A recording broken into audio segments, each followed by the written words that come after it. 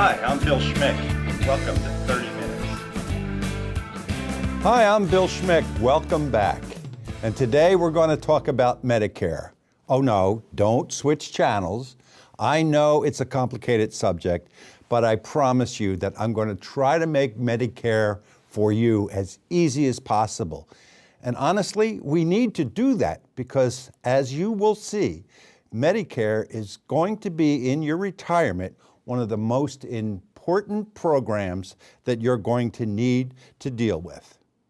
Now, today, probably 165 million Americans are contributing to Medicare every paycheck. There's about 57 million people in this country who are now actually on Medicare, and about 9.1 million, according to the statistics for last year, are on Medicare and disabled. Now, what is Medicare? Well, it's a government program, and as far back as Teddy Roosevelt in 1912, there has been an effort to come to some kind of healthcare system for America. Then Harry S. Truman, he tried and failed. John F. Kennedy tried and failed. But finally, in 1965, President Lyndon Johnson actually passed Medicare. So, it's been around for a bit. Now, you probably know that if you're 65 or older, that's the time in which you should apply for Medicare. And you have to be a citizen of the United States or have permanent legal status, and you've had to do that, have either one or the other for at least 5 years. Now, the rules. You or your spouse have needed to qualify for Social Security or the, the railroad retirement benefits, or worked as a government employee or retiree, and you may have had to pay into Social Security. Okay? You may not, but it's important that you paid into Medicare payroll taxes, and most of us have. In addition, you qualify for Medicare if you're disabled, or if you received Social Security benefits for at least the last 2 years. Now, also, if you've got a disability pension from the Railroad Retirement Board, that qualifies you. If you've got Lou Gehrig's disease, permanent kidney failure, a kidney transplant, all of that counts towards Medicare benefits, as long as you or your spouse has paid some Social Security taxes over a certain length of time. Now, Medicare today. I know. I mean, the whole healthcare system is up for grabs right now. But we're not going to talk about that today. Maybe in another segment we will. But today we're just going to talk about your choices in Medicare for this year, 2017, okay? And what confuses most of us is that we've got several options. We've got an alphabet worth of Medicare, and we don't know which is right for us, which to choose, how much is it going to cost. You practically need a consultant to pay in order to analyze this for you. Actually, we do that for our clients because there are several organizations for profit around the country that will do what I'm trying to explain to you today. So, options. There's the original Medicare, which was passed in 1965, as I said. It's Parts A and Part B. Okay. There's also another part, Part D, a prescription drug plan. And then in addition to those options, you can add a supplemental insurance plan.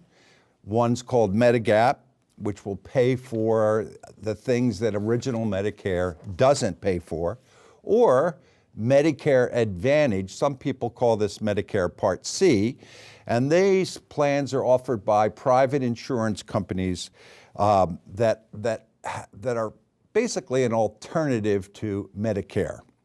Most of these plans will also cover prescription drugs.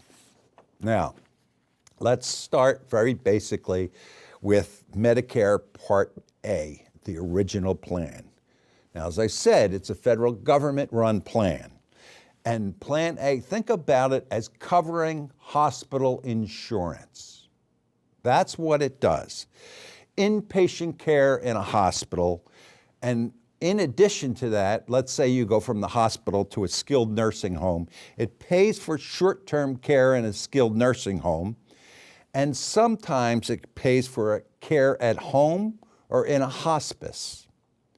Now, money-wise, there's no monthly premium as long as I said before, you or your spouse paid Medicare taxes during your lifetime. Now, take me, for example. I just got my left knee replaced. I had to go in the hospital. It was a 3-day hospital visit. And afterwards, I went to a rehab for about a week and a half to 2 weeks. If I were on Medicare, those are the kinds of things that would be covered. In addition, once I went home after the skilled nursing care, nurses visited me to do things like check on how things are. I had a physical therapist. Those things would have also been covered by Medicare, as an example. Now, it's not free. A lot of us here in America, we think that this is free. This is free medical care. This is not Medicaid. This is Medicare. Now, did you know that, for example, this year there's an automatic hospital deduction for each and every one of it? It's $1,316 for the year. You go into the hospital, you know, you're immediately racking up $5,000 bills. Well, $1,316 comes out of your pocket right away. Now, hospital stays are sort of based on a benefit program, a benefit period. What's a benefit period? Well, it begins the day you're admitted in hospital, and it ends after you have no inpatient care for 60 days in a row. Okay? So it begins first day that you're in the hospital, okay, and it ends 60 days after you have had no inpatient care for 60 days in a row. Okay. Now, what happens if it's after 60 days in the hospital? Well, you pay $329 a day. You do. Yes, you do. $329 a day. And remember, that's in addition to the $1,316 you're paying as a hospital deductible. And also, there are co-payments and there are co-insurance payments. Two other streams of expenses that you're going to have to pay. So as you can see, Medicare can get very expensive. In fact, there's really no limit to your out-of-pocket expenses in any given year. And by the way, you know, the hospital pay period, all of this resets in 2018 and then resets in 2019. So these are only yearly limits, co-pays, co-insurance, deductibles. So you go in the hospital this year like I did for my knee. All right, I pay the deductible right up front. 2018, I go in the hospital again, same deal. Okay. Medicare Part B. Okay, think of it this way. That should pay for everything outside the hospital. Outside care would be things like your doctor's visits, tests, some medical equipment, supplies, some other health services that you might get at home. Preventative health services is also included things like cancer screening, heart disease screening, diabetes. All of those, what I call preventative health services, are basically free. Now, unlike Part A, okay, in Part B, you pay a monthly premium. That's your cost a month. Part A, no, that has, you know, the deductible, as I said, and the co-pays and co-insurances. But Part B, every month you pay a premium for Part B. Now, how much is the premium? That really depends on how much you make. Now, I got a whole list of figures in front of me, so if you got a pen and paper, maybe you want to jot down where you qualify. But for those of us that make $85,000 or less per year, and if you're married, and if you file jointly, it's $170,000. Okay, 85 to 170,000, 85 if you're single, 170 if you're married. If you make less than that, then you pay per month $134 each, you and your spouse if you're both on Part B Medicare each. Okay. Let's say you make over 85 grand, anywhere between 85 grand and say 107 grand, 107,000. That equates to, if you're married, that equates to about 170 grand a year, all the way up to 240 grand. How much you pay? $187.50 per person per year for Part B. Per month, that's $187.50 per month. If you're married, that's per month times 2 times 12 months. Okay. I'll go real fast over the other ones because most of our viewership is, not going to be making this much, but you should know if you are. If you're an individual, you file a tax return for $107,000 to 160 grand, and a joint return from 214 grand to 320,000, you'll pay $267 per person per month, $267.90. If you make even more, 160 to 214 grand a year, that comes to 320,000 to 428,000 if you're married and filing jointly. Well, the premium per month goes to $348.30 for you, the same for your wife, times 12, yada, yada, yada. Then if you make more than 214,000 filing singly, or together it's 428,000, then you pay a whopping $428.60 each per month. Okay. You also have a deductible with Medicare Part B. It's $183. That's it for you, $183 for your spouse. That's it. But here's the thing. Okay, you're paying your premiums, and we've just gone through what you'll pay, and then your deductible per person is $183, no big deal. But after you meet your deductible, all of your expenses that you outside the hospital, you pay 20% of the cost of all that medical care. That's right, 20% of the cost. So you're paying premiums, you're paying a deductible, and 20% of whatever the costs are. And now the kicker, your drug costs are not included in Medicare A and B. That's right. I don't know, the legislation was such that they never included drug prices, okay, except in very limited circumstances. So you now, between the Part A, the Part B, you got a Part D, which is your drug cost. Okay. Now, Part D, you've got options as well, okay?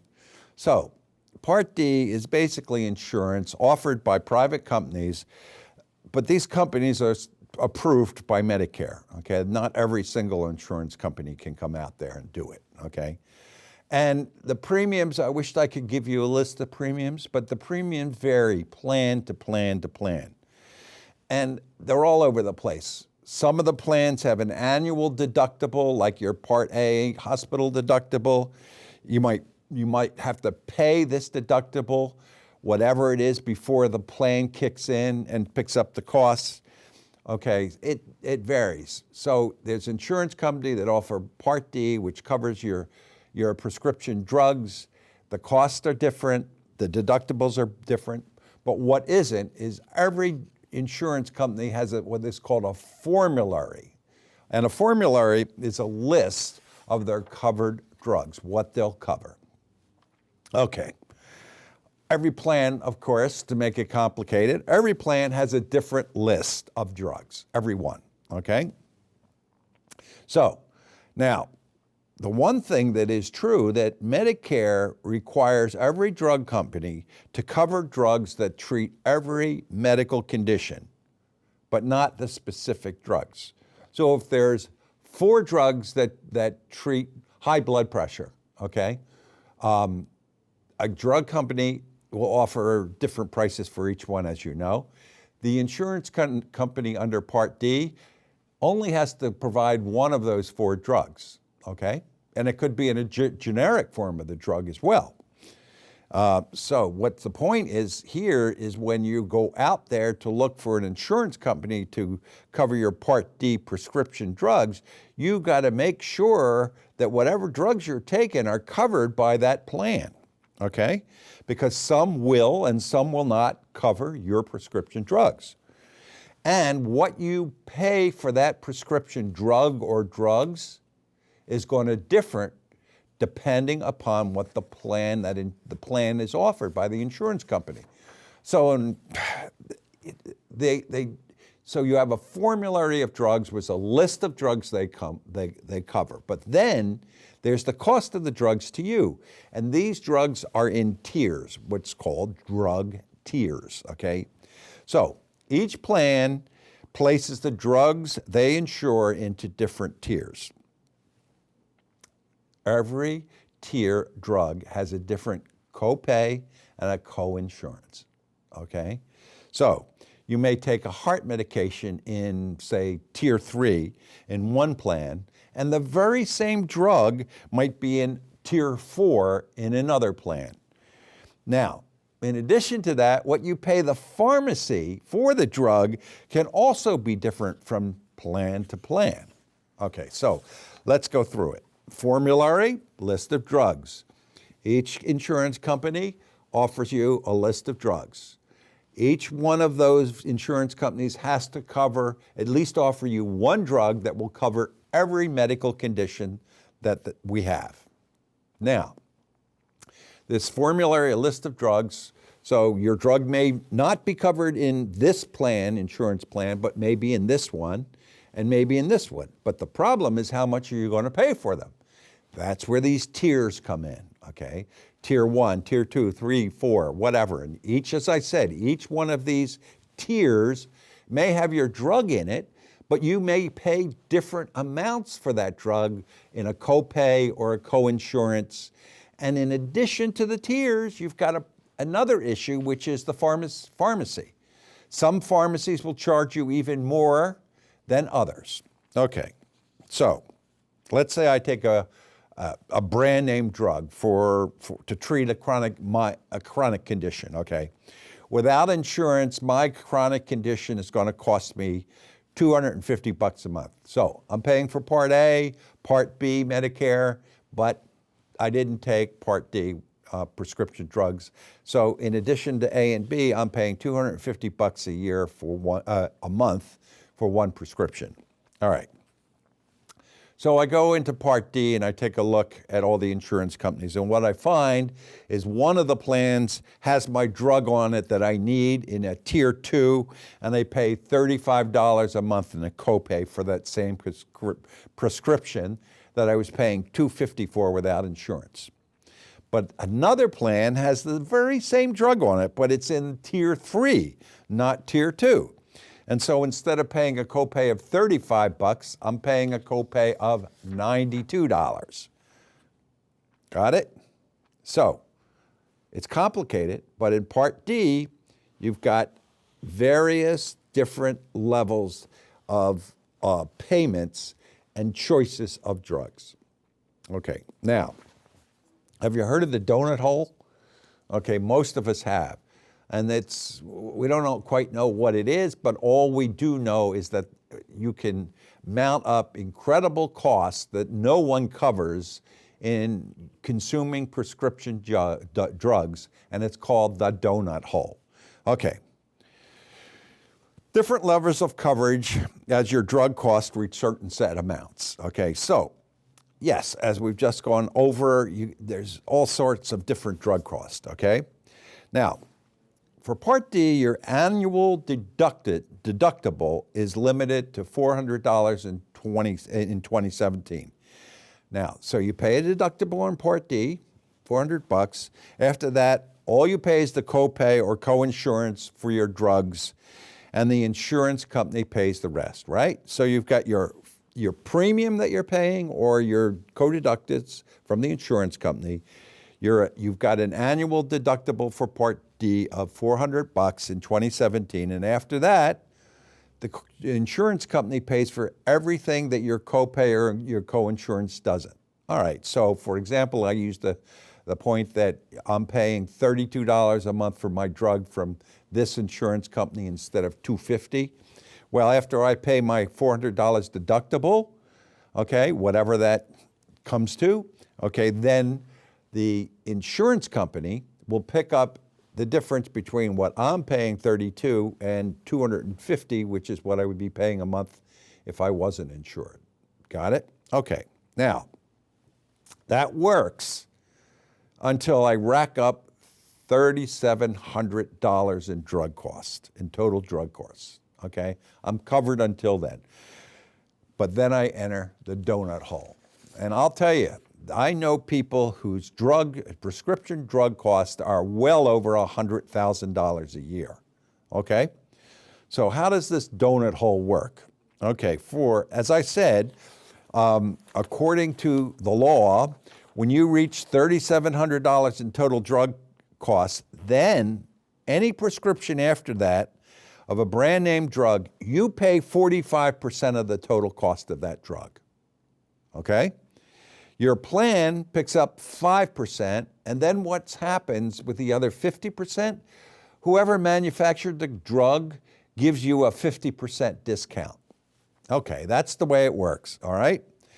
Now, that's for brand name drugs. For generic drugs, you pay 51% of the total, not the brand name. Remember, you paid 45%, generics 51%, but generics cost a lot less than brand name drugs, okay? And the 49% of the rest of that cost is picked up by your plan. Okay, now, that's depending upon the nature of your drug and how much it costs, you remain in this donut hole of paying either 45% or 51% of your total prescription cost until you rack up a total of $4,950 a year. $4,950. Okay, almost $5,000. After that, you only pay 5% of the additional drug cost. Okay? But you can see this thing can mount up rapidly on your drugs, okay? And worse, it's only for a year.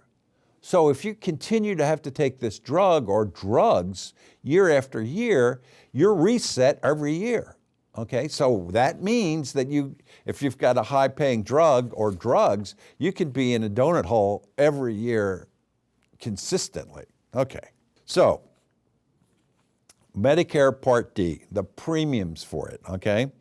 Well, in this case, higher income earners, as you might expect, pay an extra amount per month for Part D drug coverage. That's not a surprise. The income levels are basically the same as the Medicare Part B coverage that I read to you, but as your income rises, you'll pay anywhere from $5,350 a month per person once you make more than $85,000 or $170,000 if you're married, to as much as $294.60 a month for those making, say, more than $214,000 or $428,000. So they vary, okay, but like in Medicare B, the premiums go up depending upon your money and how much you make. So how to choose a Part D plan? Well, the first thing you're going to do is you're going to ask if the plan covers the drugs that you take. This is critically important, okay? And all these Part D insurance plans will give you the formulary of drugs they cover, okay? Next, what's the copay or co-insurance amount for each one of those drugs? And if you're thinking or worried that you're going to have to take other drugs in the future, include those too. They'll all list what your copay is or your co-insurance on every one of those drugs. Okay? If you take high-priced drugs or a lot of drugs, you want to know about the donut hole. You want to know in that plan if you will enter the donut hole, and if you do, when. Because remember, it resets every year. So you got to know. I mean, do you enter the donut hole 9 months in, 6 months in, 1 month in? You've got to know this. Now, does the plan place any restrictions on your drugs, meaning that you can only get it refilled, once every 3 months or whatever, okay? And then finally, your pharmacy. Is your pharmacy in the network of this plan or this insurer's plan? And a lot of times a plan by an insurance company will offer a discount if you go to a pharmacy that's what they call a preferred pharmacy. Okay? So let's say you're not using a preferred pharmacy. Would you switch in order to save the money? These are the questions you've got to ask. Now, there is really no yearly limit, if you haven't figured this out by now, on what you can pay out of pocket for Parts A and Parts B. There is for Part D, but it's quite expensive. Now, you have to know that, okay, that you could be facing a very, very high cost if you just select Part A and B. And I even know people who never pulled Part D because at the time they weren't taking any prescriptions and they erroneously assumed the older they get, they still wouldn't be doing it, to their sorrow. Okay, I had a guy that I was walking my dog recently, very good health, hikes a lot, and he's mumbling to me that he had just been prescribed with diabetes and he was going to have to be paying $350 a month for shots in his stomach that he would have to administer. And I said, well, Part D will cover it. And he says, I never went out for Part D. So he was asking me questions, but of course, this is an issue of the horse leaving, the barn after the door is open. So Part D is also an integral part of your thinking in this. Now, also remember that Medicare costs last year they went up 3.4%. And drug prices, if you haven't been reading the newspapers or the TV, viewing the TV, last year drug prices went up 11%. So these are, if you're on a retirement income, these are really, really worrisome trends. And it really behooves you to pay attention to Medicare Part A, Part B, and Part D. Now, in my next show, I'm going to talk about 2 further insurances. I know A, B, and D is a lot to digest at one time, but there's ways out of spending so much money that it bankrupts you. So what we'll be talking about is 2 insurance plans, Medigap and Medicare Advantage, which, if you really examine these 2 plans, may help you decide exactly what your medical costs are going to be in the years to come.